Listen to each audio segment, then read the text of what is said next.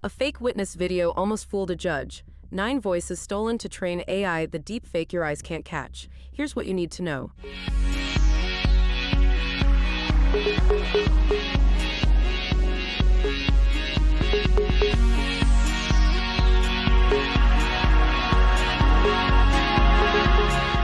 A California judge sat down with a witness video and noticed something wrong. The facial movements repeated.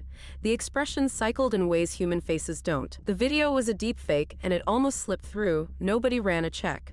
No protocol existed. The judge caught it by eye, almost by accident. That's the entire safety net right now, in a federal courtroom in 2025. According to the Hastings Law Journal at UC Law San Francisco, 0 evidentiary procedures currently govern deepfake authentication in American courts. Not outdated rules. 0. If you've ever submitted a photo to an insurance claim or a custody filing, this is your courtroom too. Luck is not a verification protocol, which raises a harder question.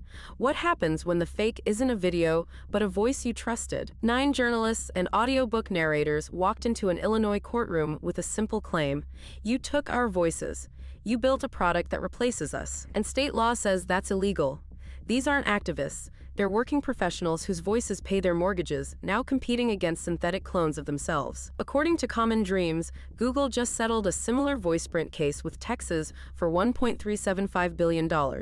That's billion, over voice data collected without written consent. You can change a password, you can freeze a credit card, you cannot change your voice. That's the line judges are starting to draw. And if voices and faces can both be cloned this convincingly, how does anyone tell what's real anymore? Imagine a fraud investigator staring at a viral face image at her desk.